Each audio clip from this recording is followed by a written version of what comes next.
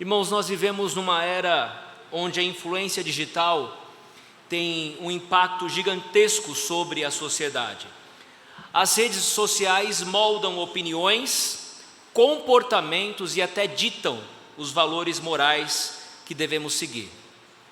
Muitas pessoas seguem influenciadores com referência para moda, para estilo de vida, dicas de culinária, dicas de uma vida de sucesso, como ter uma vida de sucesso e até de espiritualidade.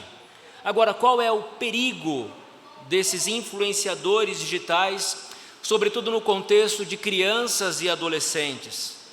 Também jovens e adultos que estão se perdendo com esses influenciadores digitais.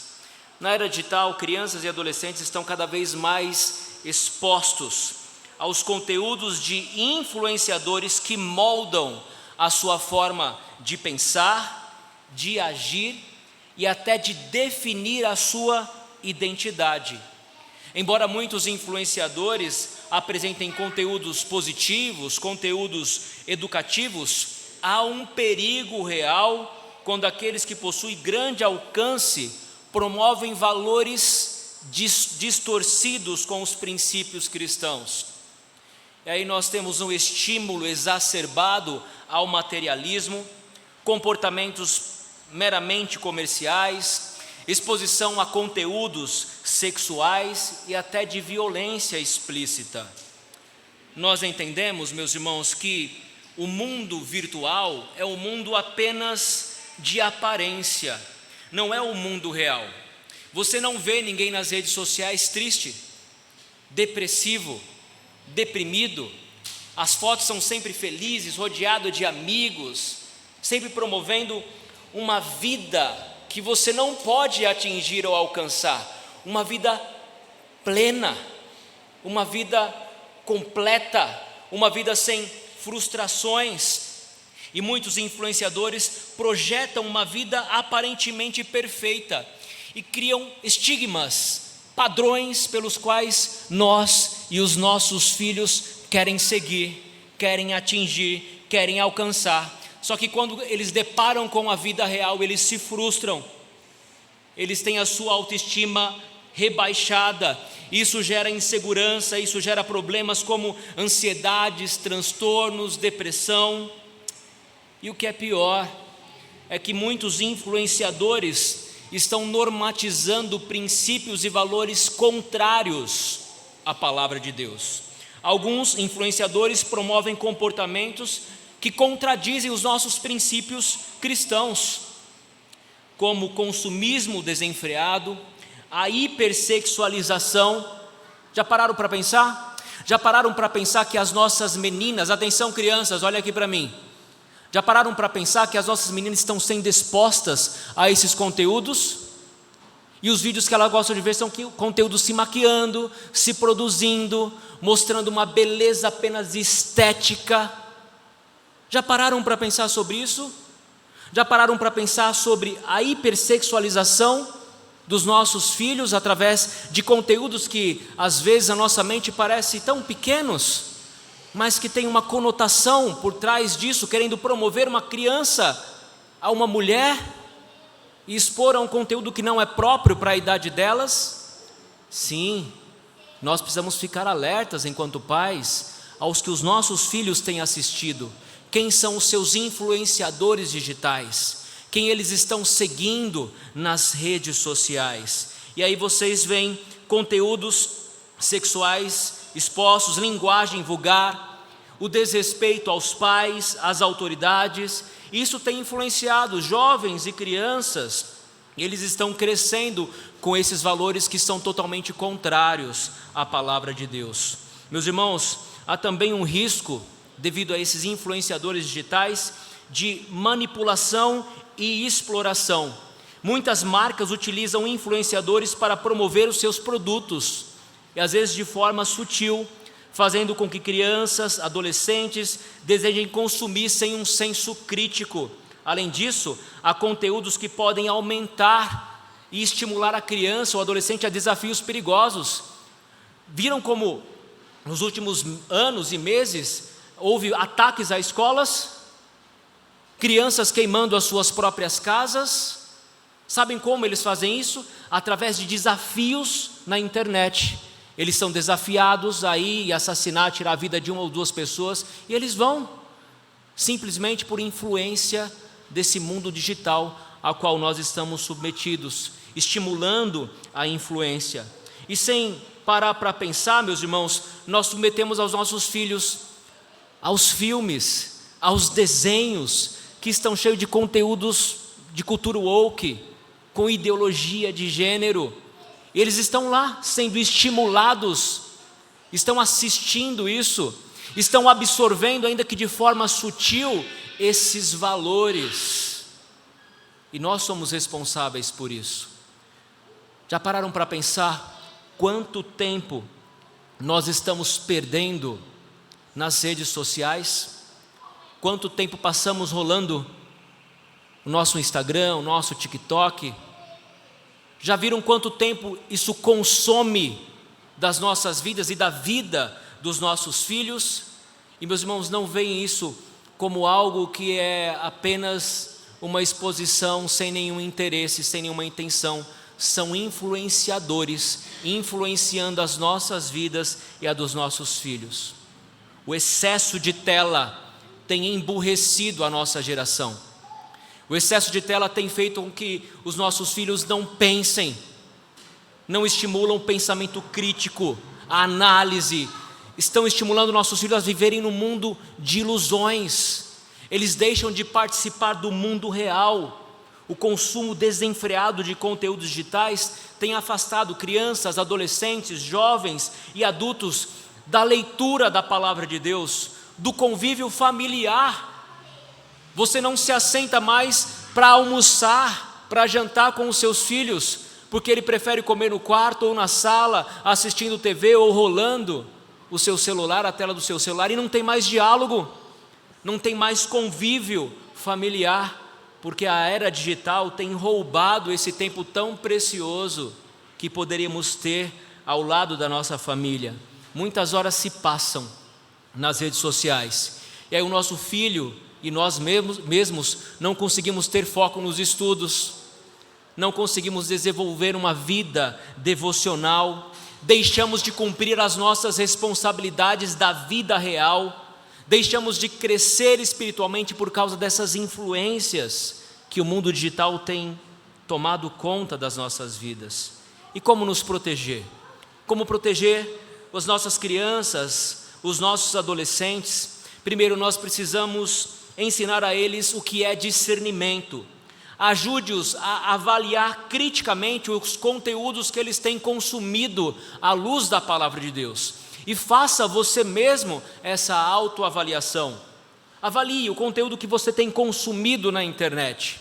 Se é um conteúdo saudável, se produz a glória de Deus.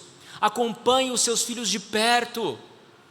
Não deem o celular tão precocemente aos seus filhos. E se já deram, acompanhe o que eles têm assistido, acompanhe o que eles têm seguido nas redes sociais, os pais, líderes, avós. Quem é a avó aqui que fica com o neto? Avós, cuidem dos seus netos, não deixem seus netos fazer o que querem na casa de vocês, imponham limites. Vejam o que eles estão assistindo, o que eles estão vendo, o que eles estão fazendo na internet. Vocês também são responsáveis pela criação dos filhos dos seus filhos, e são responsáveis duas vezes. Então usem de autoridade, para que eles não cresçam sem um mínimo cuidado, porque os influenciadores estão aí, o inimigo é sagaz, ele usa esses meios para alcançar e atingir os nossos filhos, os nossos jovens, os nossos adolescentes. Pais, estimulem os seus filhos a reconhecerem bons exemplos, a reconhecerem bons influenciadores. Mostrem referências válidas, referências positivas de pessoas que promovam de fato valores e princípios cristãos, que estão em harmonia com a palavra de Deus, e Felipe Neto não é um deles. Viu, crianças? Não é. Limite o tempo de tela. Estabeleça horário, estabeleça rotina dentro da sua casa. Não deixem eles totalmente à vontade, porque isso traz qualidade de vida para eles. Os influenciadores digitais têm grande poder sobre esta geração, mas cabe a nós, como cristãos, garantir que nossas crianças, jovens, adolescentes e até nós mesmos sejamos guiados não por esses influenciadores, mas pela verdade da palavra de Cristo, não pela cultura passageira deste mundo, mas pelos valores eternos que estão na palavra do Senhor.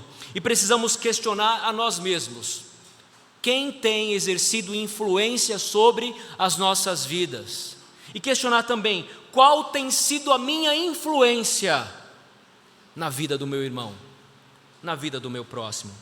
Aqui nessa passagem, meus irmãos, de Paulo aos Filipenses, no capítulo 3, nós vamos ver dois tipos de influenciadores, de influencers, que não eram digitais, mas que exerciam a sua influência naquele mundo ao qual Paulo estava escrevendo ali na igreja de Filipos. Um deles é um modelo excelente, é um modelo exemplar, porque ele segue também o modelo de Cristo.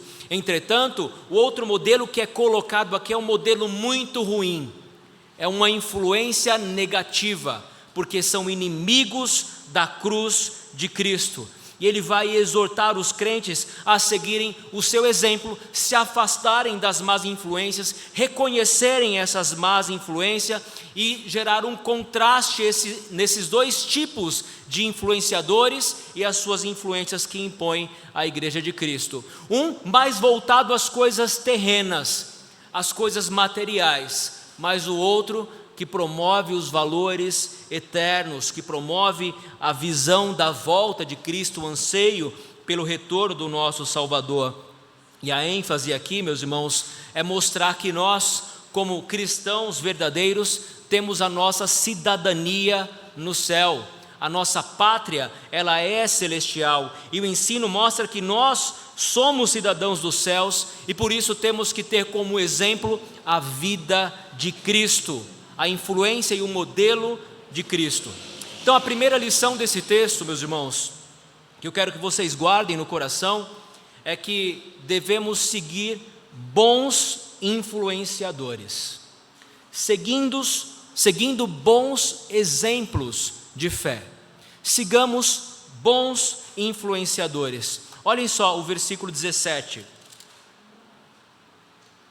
Irmãos, sede imitadores meus e observai os que andam segundo o modelo que tendes em nós. Paulo vai ensinar à igreja de Filipos quem eles devem seguir, quem eles devem acompanhar e imitar, ter como modelo, um modelo de influência. E aqui, meus irmãos, Paulo chama para si essa responsabilidade. E não entendam aqui como uma autopromoção ou algum tipo de vanglória, porque como lemos lá em Coríntios capítulo 11, ele chama a atenção da igreja: sede meus imitadores, assim como eu sou de Cristo. Então, o exemplo supremo e maior, o grande influenciador é Cristo. E Paulo, uma vez que plantou essa igreja, que fundou essa igreja, ele chama a atenção da igreja e diz: sede meus imitadores, observai, irmãos, os que andam segundo o modelo que tende em nós. O que Paulo está dizendo é: irmãos, sigam bons exemplos, sigam exemplos de crentes verdadeiramente fiéis, crentes que são comprometidos com a palavra de Deus. Isso, meus irmãos, requer envolvimento, requer discipulado. Cristo era chamado de rabi, de mestre, e o mestre tinha os seus discípulos, e o anseio dos discípulos era imitar o seu mestre, era seguir o seu mestre. Nós precisamos criar em nossa igreja, em nossas vidas, uma mente discipuladora. Nós precisamos criar uma mente de fazer discípulos segundo o modelo de Cristo. Pessoas parecidas com Cristo, pessoas moldadas com o caráter de Cristo, pessoas transformadas pelo poder que há no sangue de Cristo. E esse é o nosso objetivo. E Paulo chama a atenção dos crentes aqui. Olhem, sede meus imitadores, observem bons modelos, pessoas que andam segundo o que nós temos ensinado, o que nós temos vivido, segundo o modelo que nós vivemos e como vivemos no meio de vós. Se lembrarmos a história de Paulo aos Filipenses, nós vemos como Paulo sofreu ali naquela cidade por causa do nome de Cristo. A cidade de Filipos, ela tinha o privilégio de ser uma cidade onde havia ali cidadãos romanos, pessoas que se vangloriavam por causa da sua cidadania romana. Mas Paulo vai naquela cidade e diz: olha, o que importa é que vocês sejam cidadãos dos céus. O que importa é que vocês preservem valores que são eternos, que sigam bons modelos, como eu tenho seguido o modelo de Cristo, assim imitem a mim mesmo. E ele chama a atenção para que a igreja procure esses modelos, observem esses modelos. Portanto, meus irmãos, nós precisamos nos policiar e fazer essa autoavaliação. Quem tem sido os nossos mestres? Quem tem sido os nossos influencers? A quem nós temos seguido? Qual é a influência que eles têm exercido sobre nós? Quais são os exemplos de homens e mulheres de fé que você tem como prioridade na sua vida, como modelo na sua vida? E mais, pensem mais sobre isso.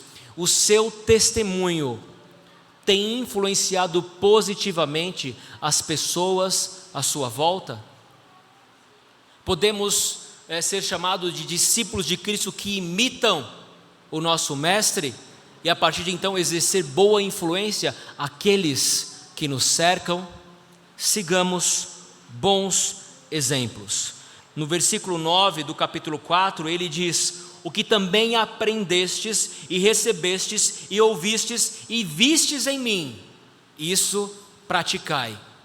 Podemos dizer isso de nós mesmos. O que aprendestes e recebestes e ouvistes e vistes em mim, não é apenas um conteúdo teórico, não é apenas teoria abstrata ou ensino sem ligação com a vida prática, mas é o que aprendestes, o que recebeste, o que ouvistes, o que vistes em mim, isso praticai. Paulo exorta lá no versículo 9: e o Deus da paz será convosco. Quem são os exemplos, os influencers que estão nos influenciando? Será que somos influência positiva para aqueles que nos cercam? Segundo ponto desse sermão, irmãos, precisamos identificar os maus influencers, as más influências, aqueles que são chamados aqui de inimigos da cruz, inimigos da cruz. No início do capítulo 3, Paulo faz uma advertência. Lá no versículo 2 ele diz: acautelai-vos dos cães, acautelai-vos dos maus obreiros, acautelai-vos da falsa circuncisão. E agora aqui ele vai nos ensinar como identificar essas más influências. Quais são as suas características? Como é que eles pensam? Como é que eles vivem? Quais são os meios que você pode observar que caracterizam essa pessoa como uma má influência que você deve rejeitar, que você deve se afastar? Olhem só, meus irmãos, os versículos 18 e 19. Pois muitos andam entre nós, dos quais repetidas vezes eu vos dizia, e agora vos digo até chorando, que são inimigos da cruz de Cristo. O destino deles é a perdição, o Deus deles é o ventre, e a glória deles está na sua infâmia, visto que só se preocupam com as coisas terrenas. Paulo então lamenta a existência de falsos cristãos, mas meus irmãos, nós precisamos ter discernimento. Para quem Paulo está escrevendo aqui? Para uma igreja, e onde estão esses influenciadores? Eles estão dentro da igreja. Já pararam para pensar sobre isso? Não é um ataque externo, irmãos, não é um ataque que vem de fora. são joio plantado no meio do trigo, plantado pelo inimigo, para desestabilizar a igreja, para tirar a paz da igreja. E aqui nós identificamos dois tipos de pessoas que estavam na igreja de Filipos, e uma delas são cães, são maus obreiros, os da falsa circuncisão, e aqui são os judaizantes que estavam naquela igreja, que estavam influenciando aquela igreja, pregando a necessidade de submeter as leis cerimoniais, as leis religiosas do povo de Israel, como elemento de salvação. Mas aqui, ele fala também dos libertinos, aqueles que são judeus, provavelmente, de cidadania romana talvez, são gentios, mas que estão promovendo uma vida de falsa liberdade, ou de poder praticar tudo, porque afinal de contas, a salvação não é por obras, é pela graça, não é assim que Paulo ensina? E com esse pensamento, eles estavam vivendo vidas totalmente desregradas, sem compromisso com a palavra de Deus, com os princípios e valores da palavra de Deus. E ele diz: pois muitos andam entre nós, dos quais repetidas vezes eu vos dizia, e agora vos digo até chorando. Veja que Paulo, ele sofre por causa disso. Ele sofre por causa dessa má influência, e de fato essa má influência traz tristeza ao corpo de Cristo, traz tristeza à liderança da igreja, traz tristeza à igreja de Cristo, porque são pessoas plantadas por Satanás para causar divisão no corpo de Cristo. E ele diz: eu falo até chorando, sabe por quê? E aqui ele identifica, eles são inimigos da cruz de Cristo. Estão no meio de vós, mas não pertencem ao povo de Deus. Andam entre nós, mas são inimigos da cruz de Cristo. Não querem ver a glória de Deus, não querem ver o evangelho de Deus crescendo, não querem ver missões se espalhando por toda a terra, porque são inimigos de Cristo. Estão no meio do povo de Deus, estavam na igreja de Filipos, estão no meio de nós. E precisamos ter discernimento. O que Paulo nos mostra aqui é que é necessário ter discernimento espiritual. E como você vai identificar? Como é possível identificar esses que são inimigos da cruz, como Paulo chama aqui? As características são no versículo 19. O destino deles é a perdição, ou seja, eles serão julgados para o inferno de fogo com o diabo, seus anjos e todos aqueles que foram destinados para a perdição eterna. O destino deles é a perdição, é a morte eterna. O Deus dele é o ventre. O que significa isso? O que significa dizer que o Deus dele é o ventre? São pessoas cujo prazeres estão apenas em coisas terrenas, carnais, materiais. São pessoas ensimesmadas, cheias de si mesmo, idólatras do próprio eu, pessoas autocentradas, pessoas que até fazem alguma coisa, mas não é para a glória de Deus, é para promover a sua própria glória. E ai se o pastor não elogiar, ai se os irmãos não reconhecerem e aplaudirem, pessoas cheias de si mesmas, pessoas que fazem o que fazem para a sua própria glória, porque o Deus delas é o ventre, é o próprio ego, é o próprio eu. A glória dessas pessoas está na sua infâmia. Infâmia é vergonha, eles gloriam-se e orgulham-se dos seus pecados. Eles têm prazer em promover e se vangloriar daquilo que fazem e como fazem. E eles promovem a sua própria glória. E uma outra característica é que a mente deles é carnal, é terrena, é materialista. Então, o Deus dele é o ventre, a glória deles é a sua infâmia, e só se preocupam com as coisas terrenas. Não buscam a promoção do reino de Deus, não buscam a glória de Deus e o estabelecimento do seu reino na terra. São pessoas materialistas, presas a este mundo, que não promovem as coisas celestiais, as coisas que são eternas, as coisas que rendem glória ao nosso Deus. Essas são as características daqueles que Paulo chama aqui de inimigos da cruz de Cristo.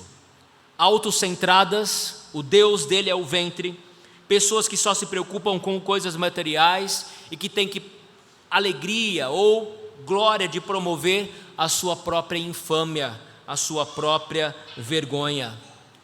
Cuidado, irmãos, com esse tipo de pessoas que está aqui no meio da igreja, mas trazendo uma influência negativa, que não promove a glória de Deus. É necessário saber identificar quem são os inimigos da cruz de Cristo. É necessário não permitir que esses inimigos da cruz de Cristo causem influência sobre as nossas vidas. Há dois tipos de influência aqui que são colocadas: a boa, que promove a glória de Deus, e a ruim, que são pessoas cheias de si mesmo, cujo objetivo é a sua própria vanglória, é se promover nas coisas, ainda que estejam servindo ou pseudo-servindo o próprio Deus. A terceira verdade desse texto, meus irmãos, é que a nossa verdadeira cidadania está nos céus. Olhem só, o versículo 20, 3:20.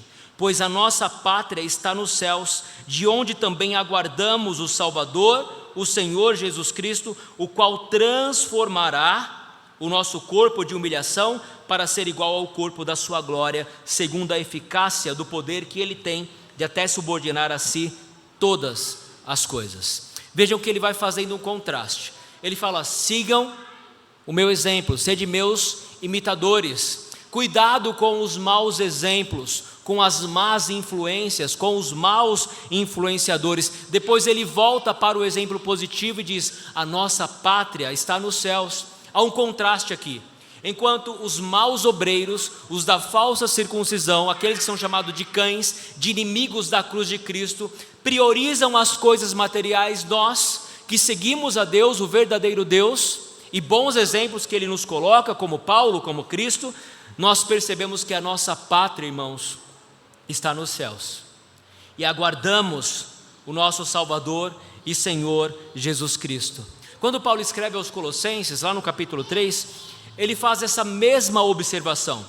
Ele diz o seguinte: concluindo, portanto, se fostes ressuscitados juntamente com Cristo, buscais as coisas lá do alto, onde Cristo vive, assentado à direita de Deus. Pensai nas coisas lá do alto, não nas que são aqui da terra, porque morrestes e a vossa vida está oculta juntamente com Cristo em Deus. Quando Cristo, que é a vossa vida, se manifestar, então vós também sereis manifestados com Ele em glória. Portanto, o que Paulo está dizendo é: o verdadeiro crente, ele tem a sua mente elevada, não no sentido de se sobrepor aos seus irmãos, mas porque ele pensa nas coisas lá do alto, porque ele sabe que a sua pátria é celestial.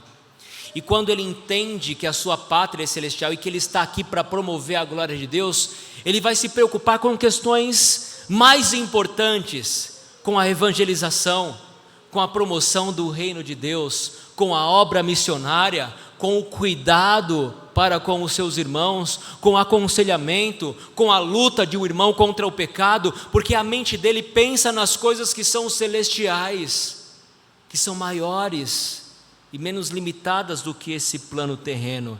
Mas essa pessoa tem uma característica importante também. Essa pessoa que pensa nas coisas do alto, que entende que a sua pátria é celestial, ela tem um anseio enorme no seu coração. E esse anseio é o retorno de Jesus Cristo, o seu Senhor e Salvador. Ele anseia por isso, ele sonha com a volta de Cristo, ele deseja ver o seu Salvador vindo das nuvens com poder e grande glória. E ele diz: nós aguardamos o Senhor, o Salvador Jesus Cristo, e sabemos que Ele transformará o nosso corpo. E aqui Paulo já vai para a escatologia e diz que nós teremos um corpo incorruptível, um corpo totalmente transformado, um corpo não mais sujeito às fraquezas e ao pecado deste mundo, mas um corpo semelhante ao corpo de Cristo, para ser igual ao corpo da sua glória, segundo a eficácia do poder que Ele tem de até subordinar a si todas as coisas. Meus irmãos, se algo que nós precisamos alimentar é esse desejo de ver o nosso Salvador surgindo das nuvens com poder e grande glória. Nós precisamos orar por isso, nós precisamos ansiar por isso, nós precisamos promover a obra missionária para que o Evangelho seja pregado nos 4 cantos do mundo, para que o nosso Cristo venha, para que Ele venha resgatar a sua igreja, para que Ele venha nos dar um corpo livre de corrupção, não mais fadado às doenças, aos fracassos, às intempéries deste mundo, mas um corpo cheio de saúde, de vigor e disposto para louvar eternamente o nome de Cristo. Portanto, anseie por isso, anseie por essa esperança. Lá em Tito, capítulo 2, Paulo escreve: vivamos no presente século, sensata, justa e piedosamente, aguardando a bendita esperança e a manifestação da glória do nosso grande Deus e Salvador, Jesus Cristo. Ora, se você segue bons exemplos, como o de Paulo, como o de Cristo, se você não se limita aos inimigos da cruz numa mente materialista, carnal e terrena, mas antes você promove os seus pensamentos às questões celestiais, entendendo que a sua pátria não é aqui, mas é a pátria celestial, então você vai saber como viver neste mundo, de maneira que agrada a Deus. E aqui eu convido você a voltar um pouquinho na carta de Paulo aos Filipenses, lá no capítulo 1, e ler comigo como você deve viver enquanto Cristo não retorna a este mundo, como você deve se portar até a volta, a vinda de Cristo, uma vez que você tem boas influências, que sabe que a sua pátria é celestial. Então volte algumas páginas aí em Filipenses 1 e observe o versículo 27. Vivei acima de tudo, por modo digno do Evangelho de Cristo, para que, ou indo ver-vos, ou estando ausente, ouça no tocante a vós outros, que estáis firmes, em um só Espírito, como uma só alma, lutando juntos pela fé evangélica. Vivei, acima de tudo, por modo digno do Evangelho de Cristo, aguardando a transformação do nosso corpo de humilhação em um corpo semelhante à glória do nosso Senhor Jesus Cristo. Meus irmãos, você tem vivido com essa expectativa? Você tem ansiado pelo retorno do seu Salvador? Você tem orado por isso? Nas suas devocionais, é o seu desejo o retorno de Cristo ao mundo? Se não é, crie, aprenda a criar essa expectativa tão importante na vida cristã, que é o retorno do nosso Salvador. Viva cada dia como se Ele fosse voltar a qualquer momento, vigiando em todo o tempo, orando com súplicas, com ações de graças, vivendo de modo digno do Evangelho a que fostes chamados, estando preparados para o retorno de Cristo, o nosso Salvador. Em um mundo cheio de influências e influencers, é necessário nos perguntar: quem nós temos seguido? Temos o cercado de bons influencers, como Paulo, como Cristo, ou estamos nos permitindo ser influenciados pelos inimigos da cruz? Aprendemos a identificá-los. Não permita que ele exerça influência sobre a sua vida. São lobos vestidos em peles de ovelhas, cujo Deus é somente o seu próprio ventre, vivendo uma pseudo-piedade, uma religiosidade apenas de aparência, mas que estão no meio do povo de Deus para trazer malefícios, discórdia, dissensão, separação, tristeza. Afastem-se de tais influências e tornem cada um de vós, cada um de per si, exemplos piedosos de conduta, de vida, de moral. Sejam bons influencers na vida das pessoas. Utilizem as suas redes sociais para promover boas influências que exaltem, que glorifiquem o nome de Cristo. Não apenas exponham as suas vidas, a sua felicidade, a sua vida perfeita nas redes sociais, mas use-as para causar boas influências, influências positivas. Sigam exemplos piedosos. Evitem apenas uma mentalidade terrena. Lembrem-se, a nossa verdadeira cidadania está no céu, do qual Cristo voltará para resgatar a sua igreja. Como você deve viver até lá? Eu quero terminar, meus irmãos, com o versículo 1, que é uma exortação aqui que Paulo deixa no final. Depois de ter exortado e feito diversas advertências, ele vai concluir dizendo: portanto, concluindo, meus irmãos, e aqui ele demonstra todo o seu amor por aquela igreja. Na verdade, a igreja de Filipos é a igreja que mais Paulo expressa o seu amor, a sua saudade, o desejo de estar com eles. A igreja que acompanhou Paulo, que sustentou Paulo materialmente, que de fato associou-se com Paulo, como nós veremos no capítulo 4, e ele traz essa exortação final: portanto, concluindo, diante de tudo que eu já disse, das boas e das más influências, meus irmãos, amados, muito saudosos, meus queridos, e aqui eu tomo as palavras de Paulo para dizer à igreja do Marilene: meus irmãos amados, meus queridos, minha alegria e coroa, sim, amados, permanecei deste modo, firmes no Senhor. Que Deus nos abençoe e nos sustente. Amém.